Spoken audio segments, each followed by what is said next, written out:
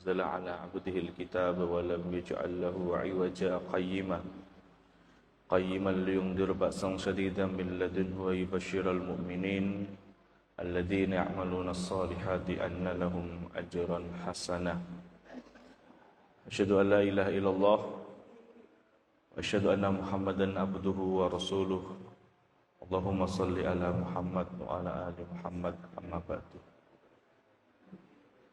Hadirin Bapak Ibu sekalian, jamaah Masjid Al-Asr yang dirahmati Allah. Mari kita lanjutkan lembaran sirah Nabi sallallahu alaihi wasallam,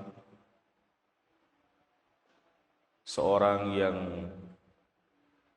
kita nantikan syafaatnya nanti, seseorang yang telah memberikan suri tauladan yang paripurna dan banyak buku-buku kitab yang menjelaskan tentang biografi dan perjalanan hidup Nabi sallallahu alaihi wasallam.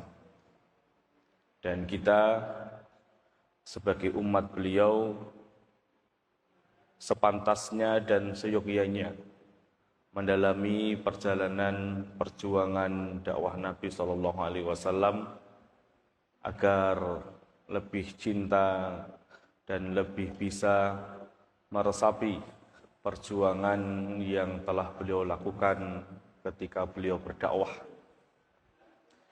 Hadirin sekalian, Bapak Ibu yang dirahmati Allah,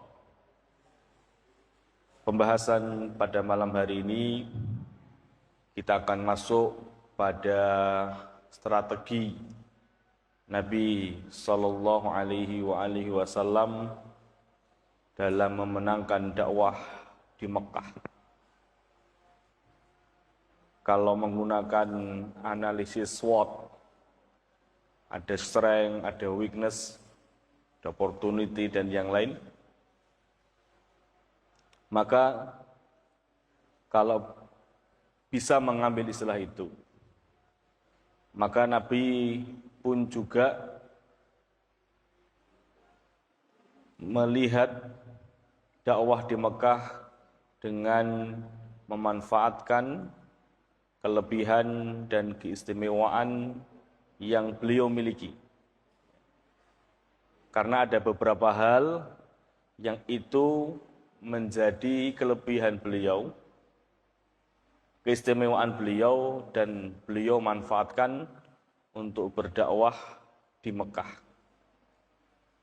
Yang namanya dakwah itu butuh persiapan, butuh strategi. Tidak asal-asalan, tidak sing penting jalan, mboten, tapi kedah pertimbangan yang matang. Nabi pun juga demikian, melakukan hal yang sama karena beliau membawa misi yang sangat berat, menyampaikan wahyu Allah, menyampaikan agama Allah, sehingga tidak bisa dilakukan secara asal-asalan, namun perlu dengan strategi-strategi. Dan Nabi mempunyai itu. Dan Nabi menggunakan dan memaksimalkan kelebihan dan keistimewaan beliau. Hadirin sekalian, Bapak Ibu yang dirahmati Allah, setelah kita membahas secara singkat terkait dengan dakwah Nabi selama 3 tahun yang kita kenal dengan dakwah sirriyah, dakwah sembunyi-sembunyi yang masyhur, tapi saya mengistilahkannya dengan dakwah terbatas. Karena kata bahasa Arab sirriyah itu diterjemahkannya dengan sembunyi-sembunyi, ya. Tapi kalau saya menerjemahkannya dengan terbatas, karena Nabi tidak gegabah dalam menyampaikan dakwah. Beliau harus pastikan orang yang didakwahi di periode ini menerima dakwah beliau. ketika beliau sudah membidik seseorang, sudah menargetkan seseorang, maka harus 99,9% akan menerima Islam. Maka tidak sembarangan orang yang diajak masuk Islam di periode ini. Sampai kemudian Allah Subhanahu wa taala menurunkan di surat Asy-Syu'ara juz 19 ayat yang ke-214 dan 215, Allah taala menjelaskan, memerintahkan Nabi sallallahu alaihi wasallam untuk mendakwahkan Islam secara terbuka, secara terang-terangan, tidak dengan terbatas. Allah Ta'ala berkalam, A'udzubillahi minasyaitonirrajim, wa angdir ashiratakal aqrabin, wahfid janahaka liman ittaba'aka minal mu'minin. Wa angdir, dan berikanlah peringatan ashirataka, kerabat-kerabat al-aqrabin yang terdekat denganmu. Wahfid janahaka, dan rendahkanlah sayapmu, limanittaba'aka minal mu'minin, kepada orang yang mengikutimu dari orang-orang yang beriman. Kita tahu Nabi sudah berdakwah ke kerabatnya. Nabi berdakwah ke Ali bin Abi Thalib. Nabi berdakwah ke keluarganya, anaknya, istrinya. Dan itu bagian dari ikhtiar Nabi. Di awal-awal Nabi diperintahkan untuk berdakwah, Nabi mencoba memetakan yang sekiranya langsung menerima dakwah Nabi sebagai aset pendukung dakwah Nabi Shallallahu Alaihi Wasallam. Tapi ketika sudah ada perintah ini, maka mau tidak mau kerabat yang dimaksud adalah kabilah, bani, keluarga besar. Artinya harus disampaikan ke semuanya, dan itu dimulai dari banimu terlebih dahulu, yang terdekat, Bani Abdul Muthalib, Bani Hashim, baru nanti bani-bani yang lainnya. Jadi perintah ini sekaligus menekankan tentang dakwah kepada yang lain, dan ternyata dakwah itu harus dimulai dari keluarga terdekat. Dan ternyata tantangannya justru malah dari keluarga terdekat ya. Nanti Abu Lahab ya, cukup frontal, sudah kita sering bahas. Kemudian kalau di keluarganya Nabi Nuh ada anaknya sendiri nggih, yang justru malah membangkang. Kemudian di kisah Nabi Nuh juga sama Nabi Lut, justru malah istri-istri beliau yang membangkang. Dalam artian membangkang dakwah Nabi Nuh. Tapi kalau sebagai istri, itu boleh-boleh saja. Ya. Karena ya, kita beda syariat dengan umat terdahulu. Umat terdahulu zaman Nabi Adam boleh menikah dengan sedarah, karena nggak ada orang. Nikah karo sopo, karo monyet, kan nggak mungkin. Makanya dulu menikahnya dengan kakak adik, yang kemudian ada peristiwa Qabil dan Habil itu.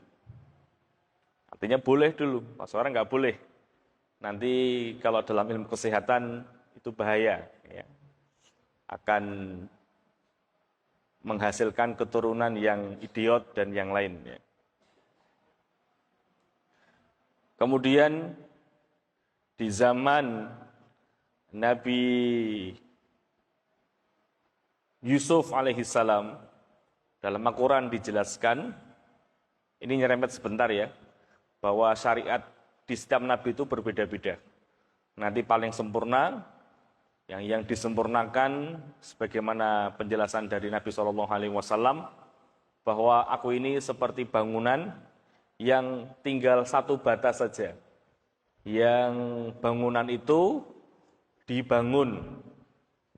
Ketika batu ini tinggal satu ini dimasukkan, maka sempurnalah bangunan tersebut, dan bangunan yang kurang satu itu adalah saya. Artinya Nabi Muhammad menyempurnakan dengan syariat-syariat yang sebelumnya.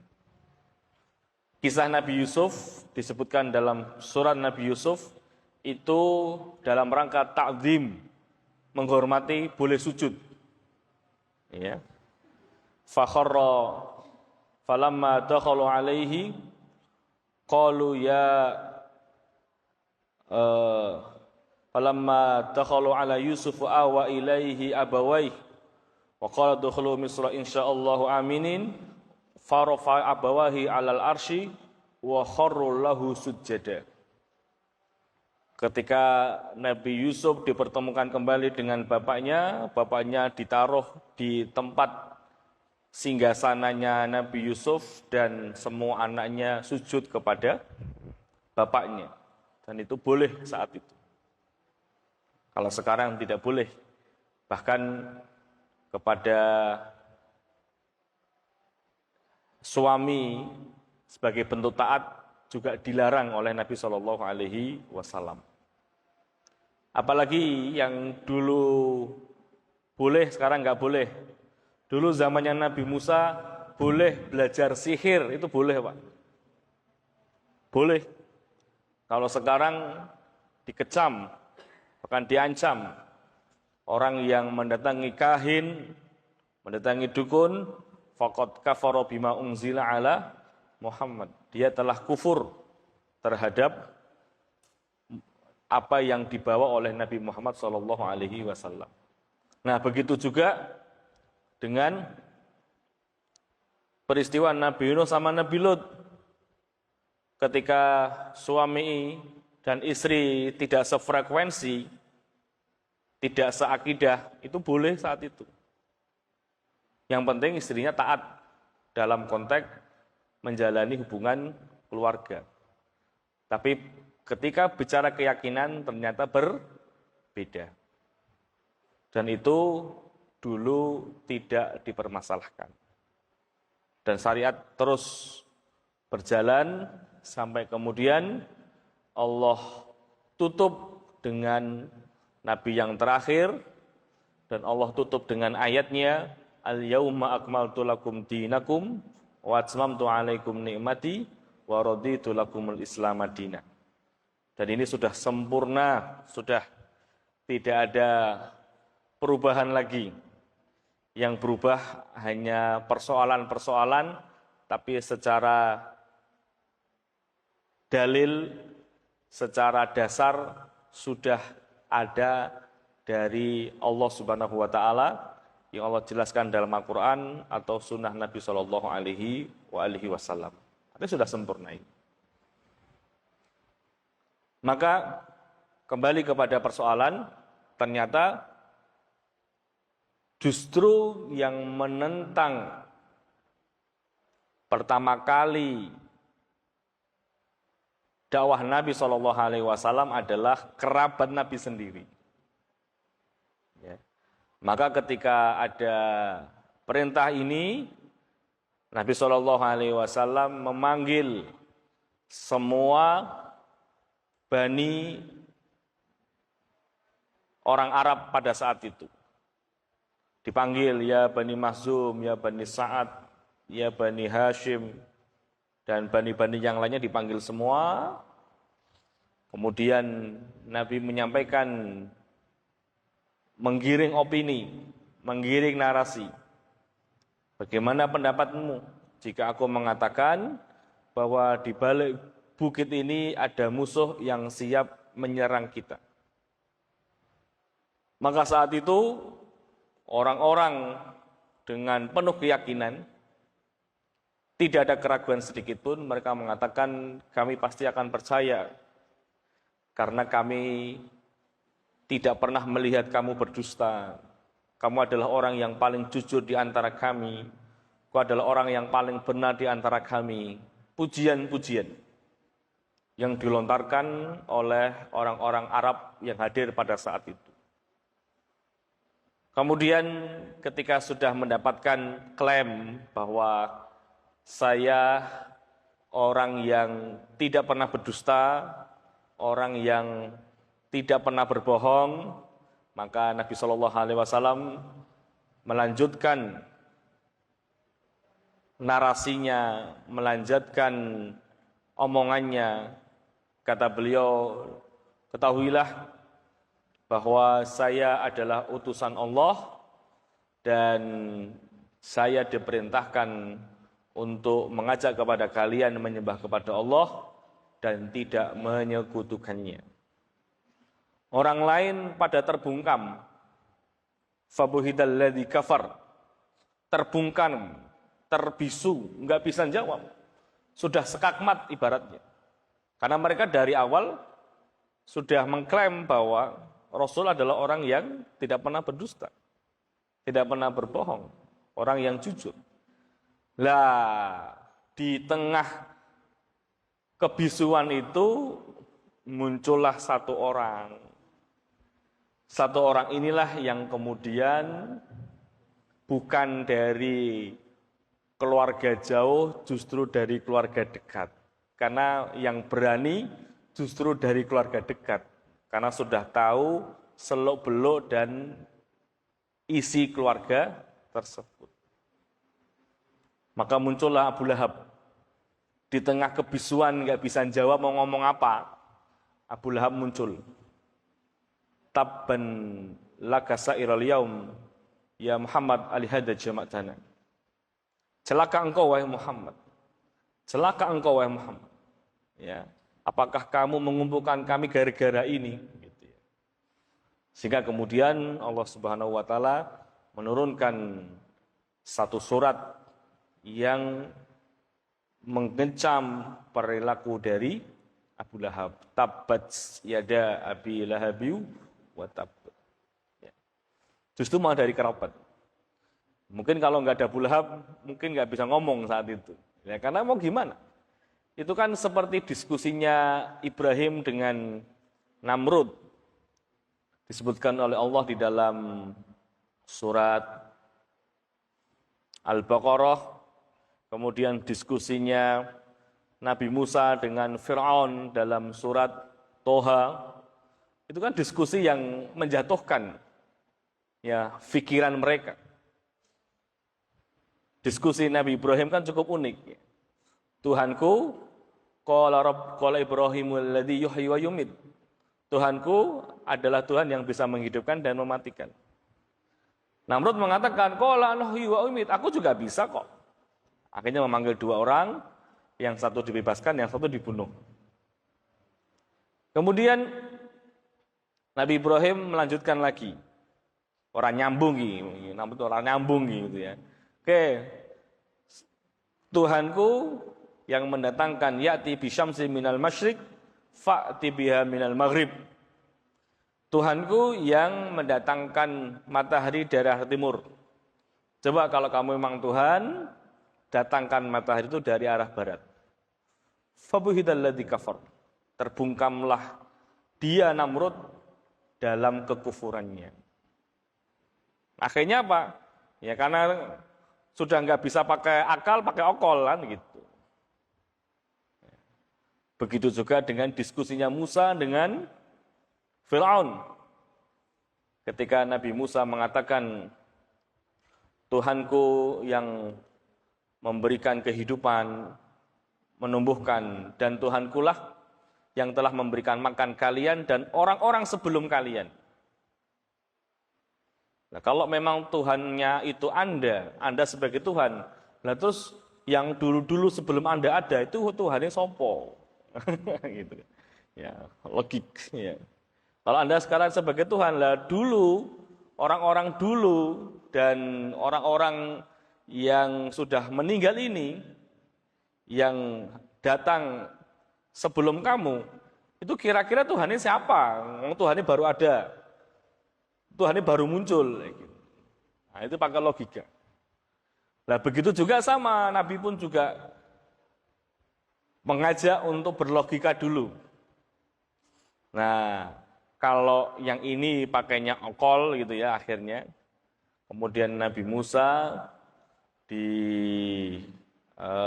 dikecam oleh Fir'aun, Namrud kemudian mengumpulkan dan menyuruh para pasukannya untuk membakar Nabi Ibrahim alaihissalam di peristiwa yang lain.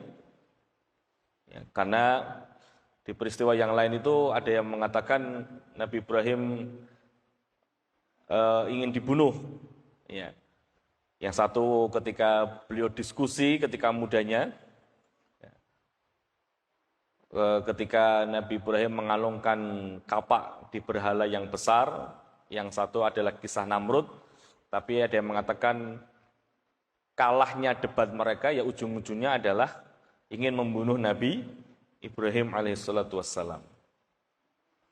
Dan Nabi juga demikian, Nabi Muhammad pun juga dengan konsep yang sama membangkitkan akal mereka, merasionalkan pikiran mereka, tapi ketika mereka terbisu seperti itu, yang muncul adalah Abu Lahab. Ya, Abu Lahab. Abu Lahab ini kan julukan sebenarnya. Ya. Nama ini sebenarnya julukan. Ya. Lahab itu kan obor. Ya. Bapaknya obor. Ya. Karena memang suka provokator. Ya. Abu Lahab. Nah ini, justru malah tantangan itu dari Al-Aqrabin. Abu Lahab termasuk dedengkot, ya tokoh utama lah, tokoh utama antagonis yang memusuhi Nabi Shallallahu Alaihi Wasallam. Ini beberapa hal yang menjadi strategi Nabi Shallallahu Alaihi Wasallam. Yang pertama, Nabi itu memenangkan opini sebenarnya, dan mereka kalah itu karena apa? Ya kalah dengan Nabi itu, karena kan faktor satu, mereka kan tokoh. Kalau ngikuti Nabi jadi anak buah lah. Ya, mereka senior. Dan itu saja. Secara opini sebenarnya dimenangkan oleh Nabi Shallallahu Alaihi Wasallam. Apalagi kalau kita melihat track record Nabi selama 40 tahun di Mekah, maka kepribadian Nabi ini menjadi modal utama. Mau ngatakan bohong, ya memang nggak pernah bohong. Ya, mau ngatakan pendusta, nggak pernah dusta. Mau ngatakan umbrus, ya ora pernah umbrus, gitu ya, bahasa Pekalongan. Terus piye iki? Ya, mereka sudah kejebak dalam opini ini. Apalagi ditambah namanya Muhammad. Muhammad itu kan yang sangat terpuji. Ya. Mau gimana, mau ganti namanya? Ya ngeloke wong sing terpuji kan angel, Pak. Kan angel banget. Ya. Ya. Namanya sudah terpuji, ngeloke ora terpuji kan kayak nggak nyambung gitu ya. Itu satu. Jadi dari kepribadian Nabi Shallallahu Alaihi Wasallam, dan pastinya ini jadi standar untuk melihat kapasitas seseorang sebagai seorang ulama, seorang dai. Ya. Kalau ada seorang yang mengaku ulama, tapi ngomongnya melincah-melince, ya tinggalkan. Seperti itu. Ngomongnya pagi sore, pagi tempe, sore dele, ya, ganti aja. Nggak konsisten, nggak istiqomah. Karena sekarang bertebaran di mana-mana tokoh-tokoh agama yang dia muncul baik itu di media sosial ataupun di media televisi. Jadi kalau kita mengacu kepada kepribadian sebagai tolak ukur, maka itu bisa untuk menetapkan standar bahwa dia adalah seorang ulama. Karena nggak gampang menjadi seorang yang alim, orang yang dikenal alim di zaman fitnah seperti ini. Sangat berat. Dan bisa menggunakan jalur metode hadis. Kita mendengarkan teman seperjuangan, teman sekolah, bagaimana kiprahnya dulu ketika dia di sekolah atau di pesantren. Sehingga bisa kita melihat track record-nya. Kalau yang kelas itu turu terus, kok tiba-tiba kok jadi kiai, nah, itu kiai opo kuwi ya, itu bahaya itu. Ilmunya orang mendalam kalau kayak gitu. Tiba-tiba yang awalnya doyan plesiran, dolan jalan-jalan, kok kemudian tiba-tiba nganggo sorban, nganggo jubah, nah itu bisa hati-hati itu. Jadi ini bisa menjadi standar. Dan secara sederhana saja bisa dilihat ilmunya seperti apa, yang disampaikannya seperti apa, itu bisa dilihat. Kemudian yang menjadi kekuatan Nabi adalah wahyu yang dibawa oleh, yang diturunkan kepada Nabi Shallallahu Alaihi Wasallam itu sangat rasional. Al-Quran itu sangat rasional sekali, sangat rasional, sangat argumentatif. Makanya beberapa hal yang mereka keluhkan dijawab oleh Allah. Misalkan ketika Nabi menyampaikan tentang hari akhir, hari kebangkitan. Makanya kata Quran, awaladkurul insanu anna khalaqnahu min qablu wa lam yaku syai'a. Dan manusia itu gimana toh? Ya. Apakah mereka tidak ingat tentang kondisi mereka dulu, yang dulu mereka tidak ada menjadi ada? Ya. Dalam surat Yasin gimana, Pak? Wa nasiya khalqah qala mahyul idhama wa hiya ramim, gitu ya. Nah, gimana ya, saya lupa. Ya. Dalam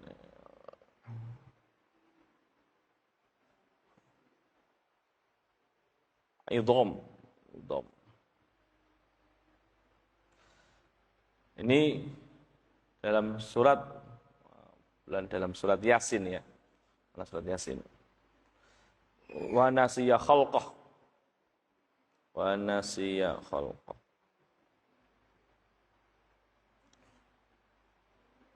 Taib. Wa daraba lana mathalan, dan mereka mempertanyakan permisalan-permisalan yang kami sebutkan. Wa nasiya khalqah. Tapi mereka lupa bagaimana mereka diciptakan. Qala mahyul idhama wa hiya ramim. Qul yuhyihal ladzi ansha'aha awwala marrah. Ya.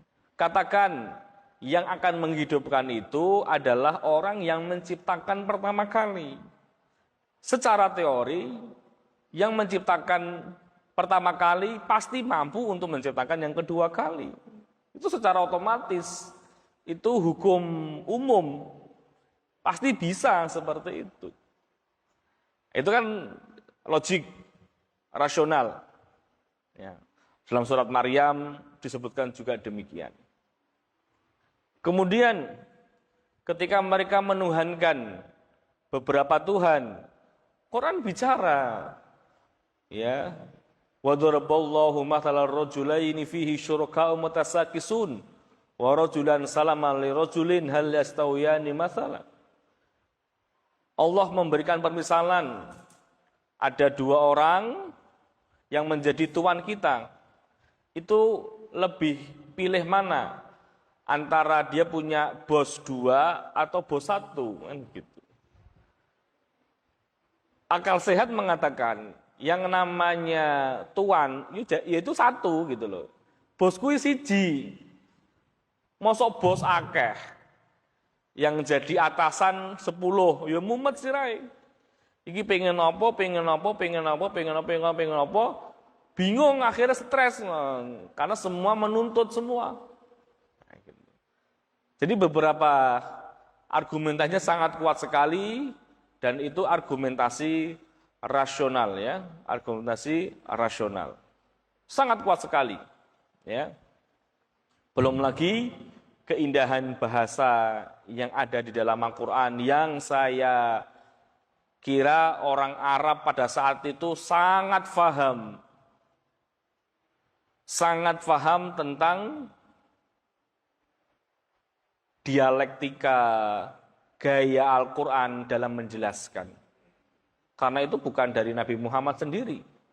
Nabi Muhammad adalah orang yang ummi, tapi bisa menciptakan luar biasa.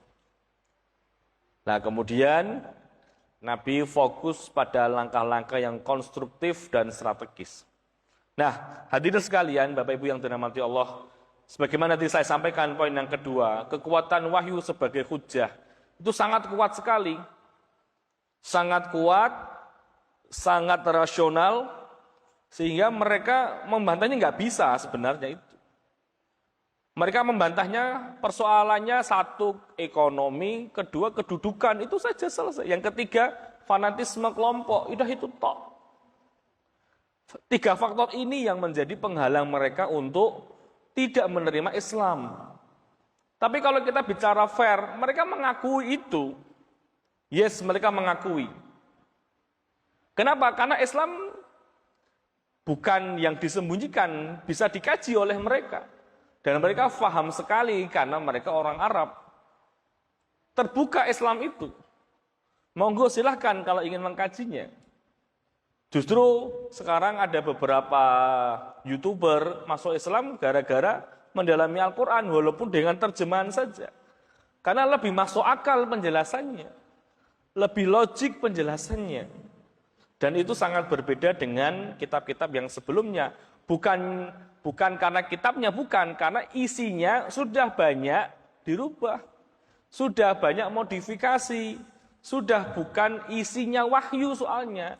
Itu kan sabda. Bukan sabda, itu kan tafsiran muridnya Nabi Isa atau pengikutnya Nabi Isa alaihi salatu wassalam. Kalau kita kan yang namanya penafsiran kan sudah ada kitabnya sendiri, namanya tafsir. Tafsir Ibnu Katsir, tafsir Qurtubi, tafsir Maraghi.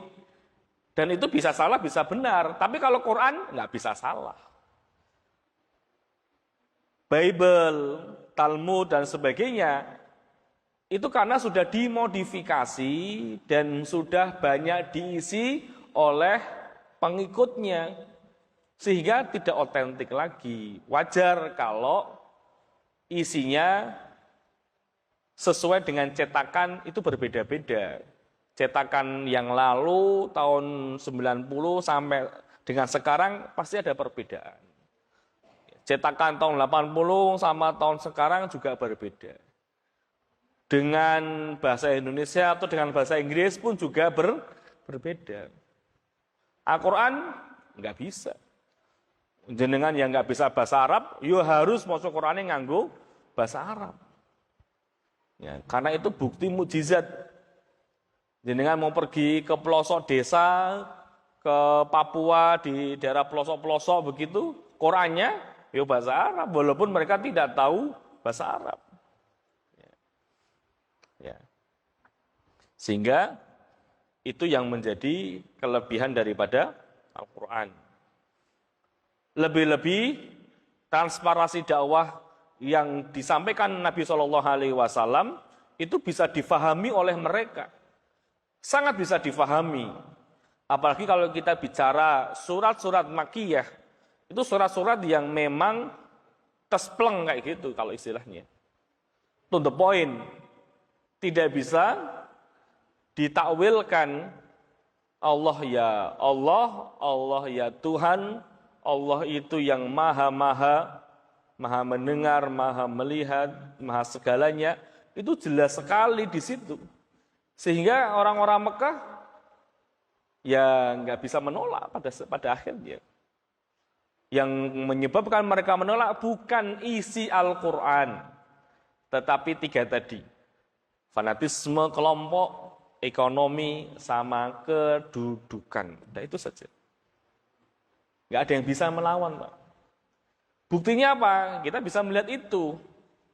Sebagaimana kisah yang pernah kita sampaikan, Al-Walid bin Mughirah, ini dedengkot juga, yang paling memusuhi Nabi juga, itu sampai mengatakan seperti ini testimoninya ketika belum dihasut oleh Abu Jahal.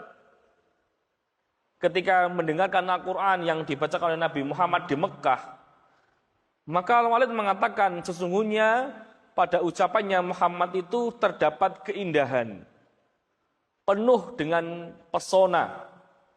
Di bagian bawah dahan-dahannya sangat kokoh, di bagian atas buah-buahnya begitu ranum. Semua yang kalian katakan tentang dia adalah salah.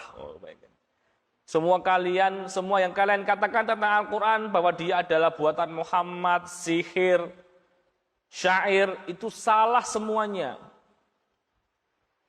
Karena saya mendengar sendiri apa yang dibaca oleh Muhammad itu luar biasa indah. Itu pengakuan daripada Al-Walid bin Mughirah sebelum dihasut oleh Abu Jahal. Kan kita tahu kisahnya dan sudah saya kisahkan Abu Jahal. Abu Jahal ini karena jadi mau pinter itu ya. Tahu kelemahannya Abu Lahab, tahu kelemahannya Al-Walid bin Mughirah, tahu banget. Ya. Kemudian kisahnya masyhur dan Allah abadikan di dalam surat Al-Mudaththir. Ya. Itu perkataan Al-Walid. Ya. Kemudian pernah suatu kali ada Abu Jahal, ada Abu Sufyan, dan satu lagi saya lupa, itu diam-diam mendengarkan bacaan Nabi SAW. Mereka terkesima itu. Karena memang yang dibawa Muhammad itu luar biasa, nggak ada tandingannya. Mereka faham karena mereka orang Arab, mereka orang yang fasih dalam bahasa Arab. Mereka tidak bisa mendatangkan itu. Ya. Ada perkataan dari tokoh juga, Utbah. Aku telah mendengar langsung ucapan yang datang dari Rasulullah, demi Allah, perkataan itu tidak pernah ku dengar sebelumnya. Demi Allah, dia bukan puisi, dia bukan sihir, dia juga bukan mantra. Ini ada pengakuan-pengakuan testimoni yang clear menurut ahli sejarah. Mereka itu menolak Islam bukan konten Qur'annya, tapi karena faktor dunia, ekonomi, fanatisme, sama kedudukan.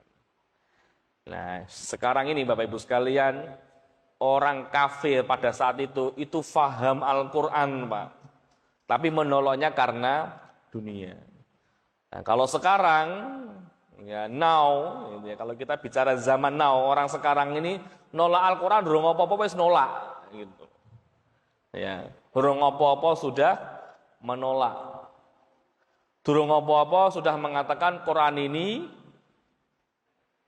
yang disampaikan oleh orang yang murtad itu nggih, yang dulu katanya tokoh agama gitu ya. Saifuddin Ibrahim itu ya. Ini adalah buatan setan dan sebagainya gitu ya. Ya. Ternyata maca Quran ini orang fasih juga, ternyata atau moco berarti kalau gitu. Ya. Nah, dulu orang itu faham, makanya kenapa dinamakan kafir? Kafir itu bukan sebuah penghinaan itu sebenarnya. Nah, cuma sekarang memang narasinya dibuat penghinaan soalnya, kafir kowe. Gitu. Padahal kafir itu karena dia itu tahu itu benar, tapi dia nggak mau tahu gitu loh, Pak.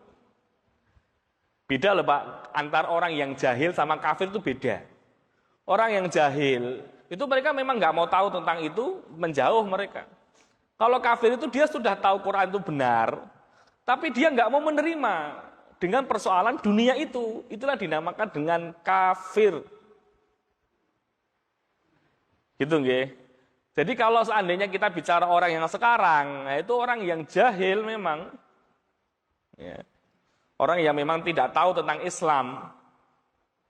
Kenapa disebut kafir pada saat itu? Mereka tahu soalnya gitu loh. Mereka tahu tapi mereka nggak mau menerima. Mereka menutupi itu dengan faktor 3 tadi. Kalau sekarang ya, itu bukan aja kafir ya. Mereka jahil ya. Belum, kalau sudah disampaikan Islam, sudah ada itu tapi nggak mau karena faktor yang itu baru kafir di situ sebenarnya. Itu kalau menggunakan kafir pada tempatnya ya di situ itu sebenarnya. Tidak sedikit-sedikit kafir nggak seperti itu. Belum dibacakan Al-Qur'an wis dikatakan kafir, ya kacau kalau kayak gitu. Belum apa-apa sudah kafir. Kafir itu kan menutupi dengan sesuatu. Ini Pak, ini saya tutupi, ini saya kafir di sini gitu loh. Menutup ini. Disebutkan juga nama dalam Al-Qur'an, petani itu kufar. Wa ya liyaghidha bihimul kufar. Petani itu karena apa? Menutup benih dengan tanah. Itu dinamakan petani. Dalam istilahnya dinamakan kafir juga. Jadi istilah kafir itu bukan hanya untuk orang yang menolak Islam. Petani itu juga dianggap kafir, Pak. Dalam Al-Quran disebutkan itu. Silahkan dibaca surah Al-Fatah. Ya, juz 26. Kenapa? Karena tanah dimasukkan benih, biji ditutup pakai tanah supaya tumbuh kan. Nah, itu namanya kafir, menutup. Nah, sekarang kan kafir jadi stigma. Nah gitu ya. Makanya dakwah Islam itu harus disampaikan dulu, yang lembut dulu gitu loh. Jangan moro-moro wis dituduh sana dituduh sini. Ya akhirnya Islam radikal gitulah. Islam yang kasar kalau kayak gitu. Kita nggak mencontoh Islam yang baik soalnya. Sehingga mereka belum lagi belajar Islam. Nengok aja enggak gitu loh, Pak. Kalau sudah mulai belajar Islam, sudah ada gitu kok menolak. Nah, itu baru disebut kafir di situ. Jadi kafir itu enggak langsung ujuk-ujuk gitu, enggak seperti itu. Ahlul kitab kenapa dinamakan kafir? Mereka kan tahu kan Nabi Muhammad itu adalah utusan yang terakhir. Tapi mereka enggak mau beriman gitu loh. Kenapa? Karena Nabi terakhir bukan diutus dari kalangan mereka. Nah sekarang orang-orang yang tidak tahu Islam, ya jangan disebut kafir kalau gitu. Ya jahil saja gitu loh. Orang yang nggak tahu tentang Islam, itu selesai kalau saya. Nah ini kan saya kira perlu didudukkan persoalan ini gitu ya. Jadi kata kafir orang sembarangan ngomong gitu ya. Kafir sana, kafir sini dan sebagainya. Sehingga akhirnya sempat ada wacana itu ya dari Islam liberal ini ya jangan mengatakan kafir lah, non muslim lah. Ya, saya setuju, Pak. Ya saya setuju. Karena kita belum menyampaikan Islam. Kalau saya sudah diskusi Islam, sudah terbuka dan sebagainya, baru dinamakan kafir. Gitu ya. Saya setuju dengan istilah itu. Bukan berarti kita menolak Quran, enggak. Kata kafir itu ya secara terminologi seperti itu. Ya, ini yang saya kira ini diskusi panjang gitu, ya. Tapi saya setuju dengan pendapat itu, karena memang seperti itu. Kalau kita melihat dalam konteks bahasa, kata kafir itu bukan orang yang tidak tahu Islam, bukan orang yang sudah tahu Islam itu benar tapi nggak mau menerima, itu kafir. Kan beda, Pak.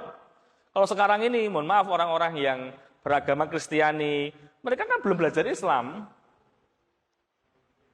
Sehingga bicara non-muslim aja. Bukan muslim, gitu selesai. Ya.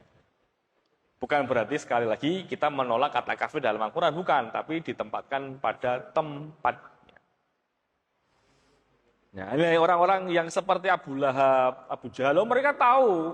Kita pernah sampaikan Abu Jahal itu kan bukan faktor Qur'annya, tapi faktor kelompok kan. Karena kalau dia mengakui Nabi Muhammad sebagai Nabi, maka selesailah pertarungan selama ini antara Bani Hashim dan Bani Makhzum. Yang selama ini mereka berkompetisi di dalam memberikan pelayanan di kota Mekah. Kalau mereka bisa menghandle 1000 jamaah, Bani yang satunya juga 1000 juga, bersaing terus. Sampai pada akhirnya di Bani Hashim Allah utus seorang nabi bernama Muhammad SAW. Kalau saya mengaku itu dan di Bani kita nggak ada nabi, berarti sudah 1-0 kita kalah. Kita berarti secara rating di bawah Bani Hashim. Nah, gitu loh, Pak. Hanya itu saja persoalannya. Hanya itu saja persoalannya. Kan sementara ini kan head to head terus ini. Bani Hasyim, Bani Makhzum terus seperti ini. Dalam melayani kota Mekah terus seperti itu. Nah ini ada nabi, ini nggak ada nabi. Mengakui, oh berarti nomor satu siapa? Bani Hasyim, wis finish. Itu tok sebenarnya, kecil persoalannya. Nah. Bukan perkara berat, dia itu orang cerdas. Abu Jahal itu Abul Hakam. Bapaknya kebijaksanaan itu. Pinter. Bahkan Nabi sendiri kan sempat berdoa kepada Allah kan untuk menguatkan agama Islam ini dengan salah satu di antara dua Umar, ya. Umar bin Khattab atau Amr bin Hisham yang disebut dengan Abu Jahal itu. Nah, itu ya. Jadi itu ya. Jadi Bapak sekalian, itulah kata kafir ya. Kata kafir yang perlu kita tempatkan pada tempatnya. Karena kafir yang dimaksudkan dalam Al-Quran itu bukan orang yang tidak tahu Islam, tapi sudah tahu Islam, kebenaran Islam, tapi tidak mau menerima Islam. Itu kafir. Tapi kalau orang yang memang dari awal nggak tahu, kan ada orang yang nggak tahu tentang Islam sama sekali, kan dari awal sudah dididik Nasrani, ya udah Nasrani saja. Gitu saja, Nasrani atau Yahudi selesai, jangan kafir gitu loh.